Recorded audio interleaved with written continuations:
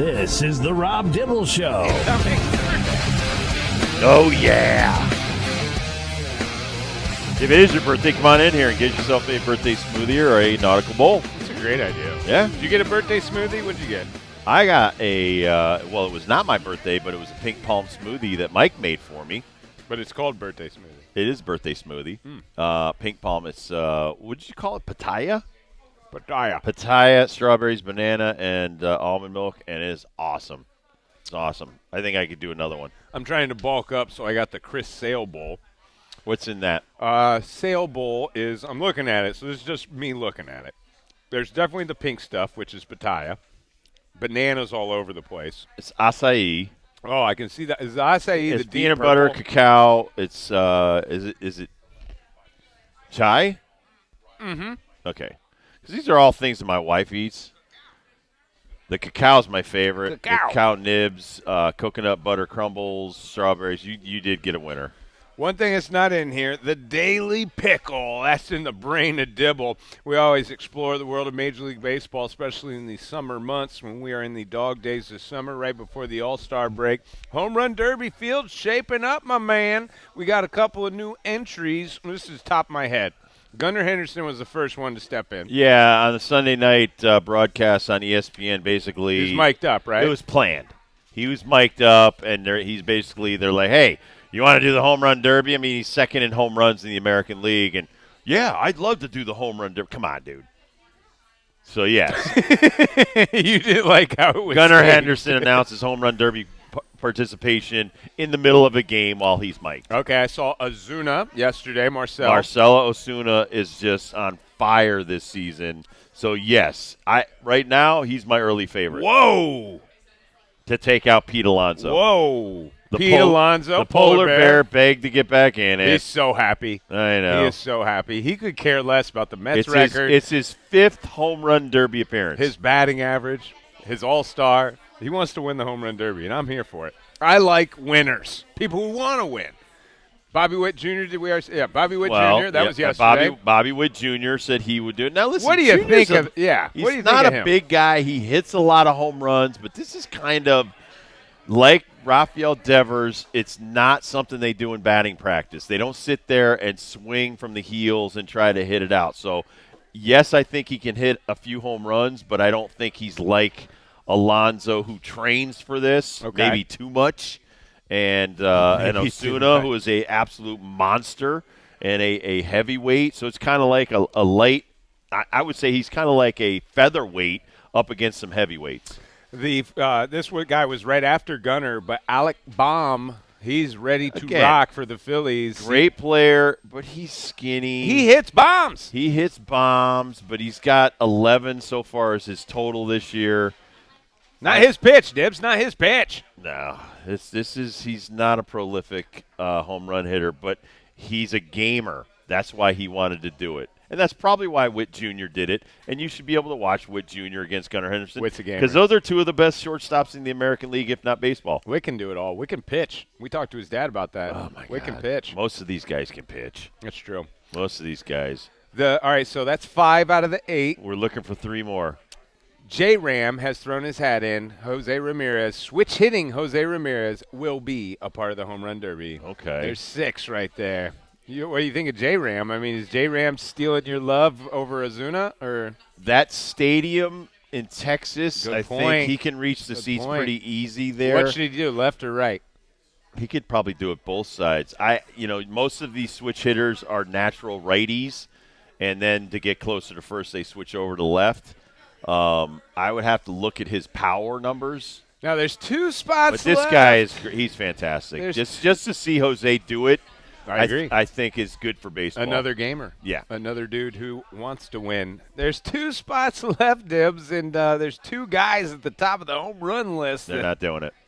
Come on. You want to see him. You know you want to see him. Judge is not going to do it. First of all, he's coming off a oblique injury, rib injury, toe injury. Judgy's been close, and Judgy has went over that threshold. Shohei, no way. No way, He's got Shohei. Tommy John surgery He's written all over swinging a him. bat. All these guys Dodgers aren't going to let him do it. Swing a bat.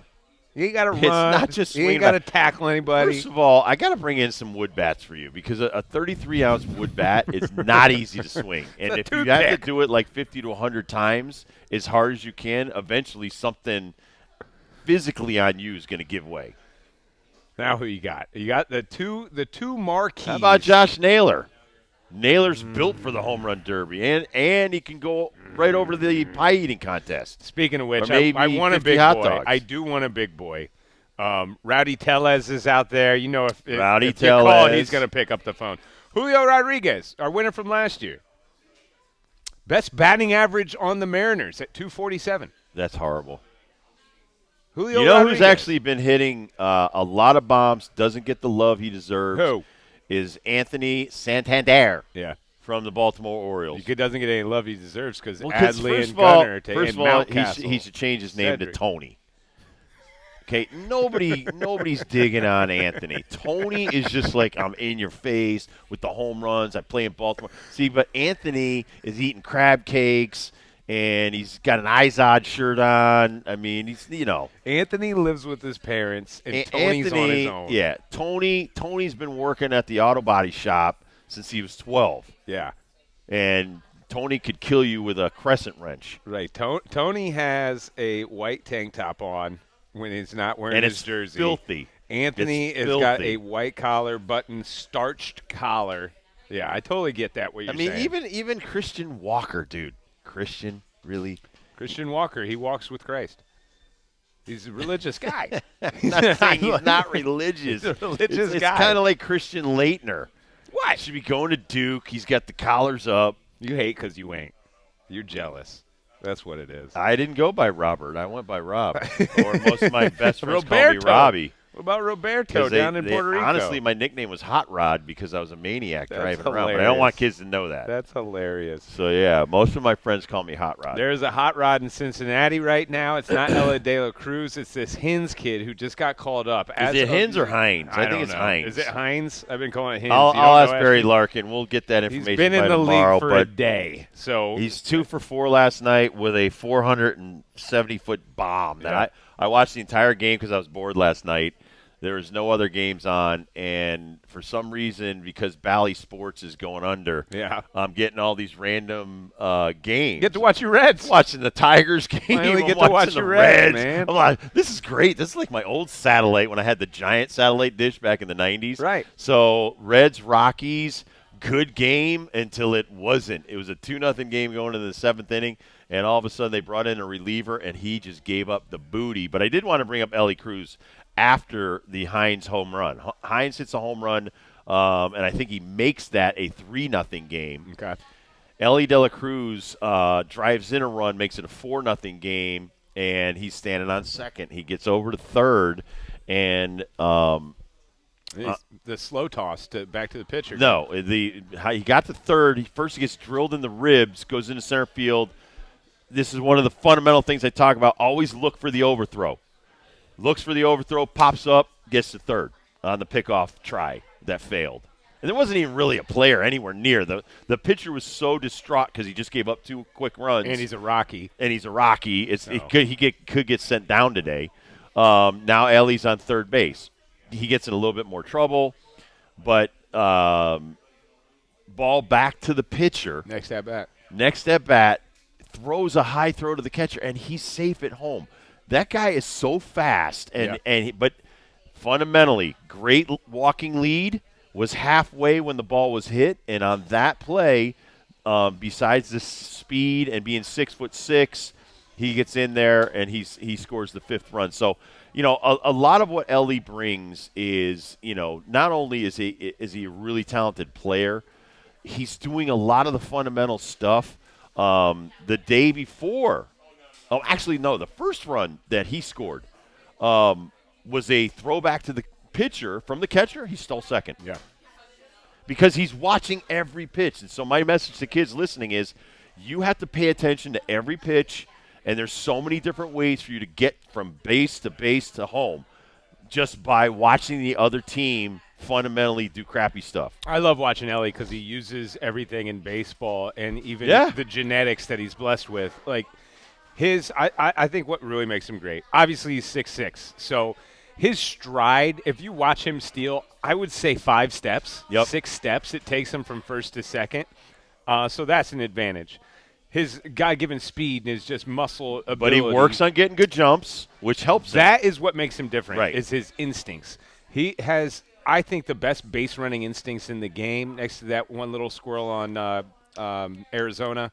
I forget his name already. Carroll? Yeah. Corbin Carroll. Corbin Carroll. Both those guys, yes, they're fast, but they have to have the instincts that they do in order to make it happen. And I think Ellie is one of the best as far as instinctual base runners that is a danger. And now, like, anybody who plays the Reds and that guy's on base and you're the pitcher, you are should on be paying attention. but you are on so tilt. Yeah, you should It's be like paying having attention. Ricky Henderson on base when Right. I was pitching, or Willie McGee or Vince Coleman. I mean, I played with a bunch of speedsters, and that's like part of your job is awareness Right.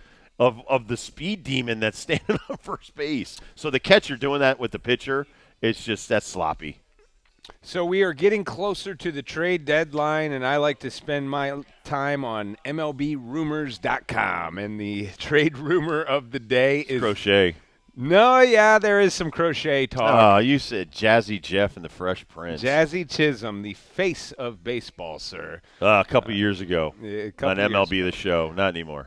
He is a part of this Marlins trend where he is decent, and I bet you he goes to another team. He's and decent. becomes We don't great. want to pay him like Wagner money. Yes, they do not want to send out Wagner money in Florida Jazz Chisholm. to Jazz Chisholm.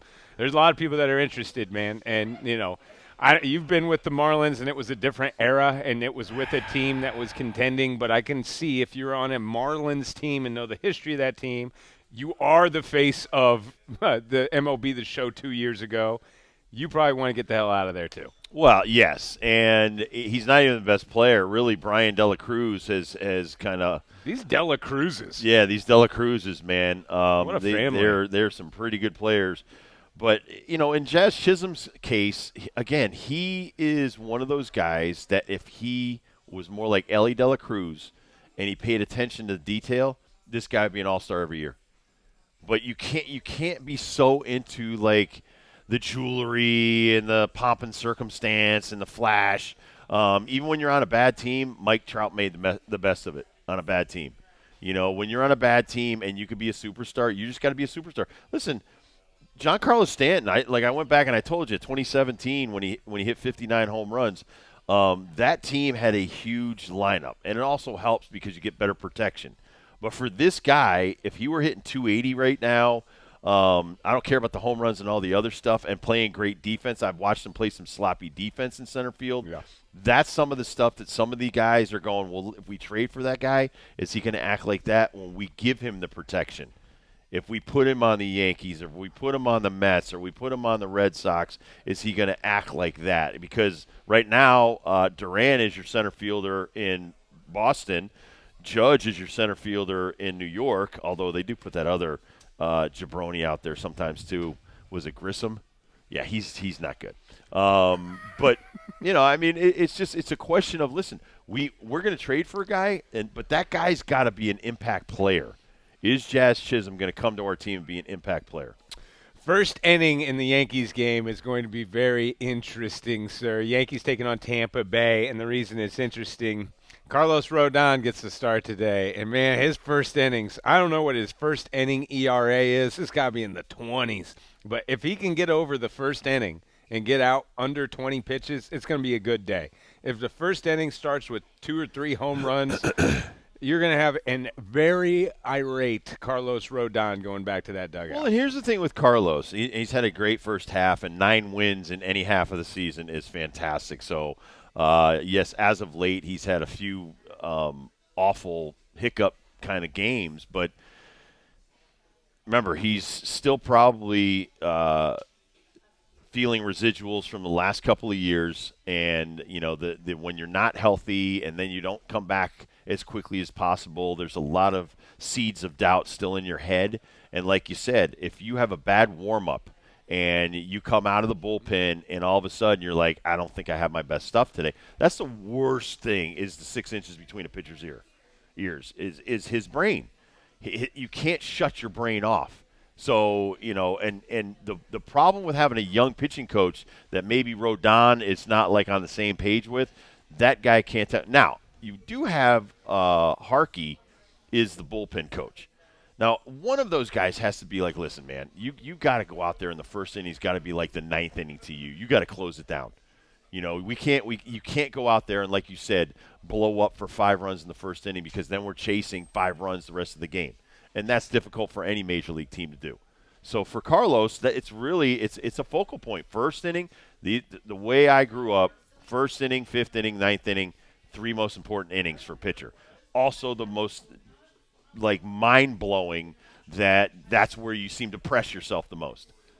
So once you get by those, you're like, oh, okay, I got through the first inning. It's kind of like it's a different mentality, and you kind of ease off a little bit. So hopefully he can get those demons out of his head, but it's not easy. A lot of guys have trouble in that first inning.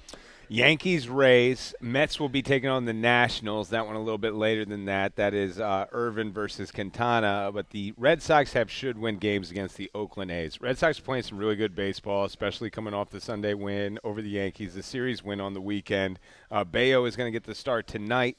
But the Oakland A's, they're just this scrappy bunch that – they're all trying to make a full-time roster spot somewhere other than Oakland. And it's always an audition for every one of those guys. Yes, their record is what it is. Their payroll is what it is. But these guys are still Major League Baseball players, and you can't take them lightly. But still, should win baseball games for the Boston Red Sox this week. Absolutely. Listen, the toughest part is going into the All-Star break. Now you've got 3 All-Stars going. Those guys have plans that they're making, so they're kind of in a different world. Some of the other guys are banged up, injured, tired, just trying to get to the break so they could get 3-4 days off and kind of recharge their batteries. So this is always a tough time for some guys, especially the guys that haven't had a lot of time in the major leagues. Casas is trying to come back. Some of the other players are just trying to get there. So these should wins. Listen, some of these teams right now have been calling up a bunch of new guys. The Reds have a bunch of new players. Tigers and some of these other teams have a bunch of new guys that are in the major leagues. And you know what? They're trying to prove themselves. Right. They're trying to put themselves on the radar for future rosters. So that's when you think about should win games right now, dude. Oakland Athletics are a group of guys. They're just happy to be in the big leagues. And when they go on the road, they probably love going on the road because there's 3 times as many, 4 times, 5 times as many fans at those games than at your home games. So true. I mean, think about that. Fenway Park, all these, most of this roster is going to be, wow, I can't believe we're playing in Fenway Park today. Yep. Good for them. Oh, yeah. Good for them. Well, and I was just looking at Carlos Rodon's stats. And his June was terrible. His first start in July. 9-6. Right. He's still 9-6, but he's really he was 7-2 after April and May. Yeah. Okay, so a lot of that. A little bit of a downward last 5 starts, getting banged up. Here's the thing he's got to improve on: right-handed hitters. Okay. Right-handed hitters have 16 home runs against him. Lefties have 2. That's what's killing him. I'll be watching. Yep. That. And as far as walking people, 24 walks against righties, and obviously he faces 4 times more, but only 4 against lefties. So again, that's a mental thing. Yeah. Now you're standing up there and you're facing guys, and you're a lefty, and you're looking at lefties and righties, and that I got lefties out better than righties, and it should have been the opposite. Right. But I love looking at a lefty. So for some reason, he doesn't like righties.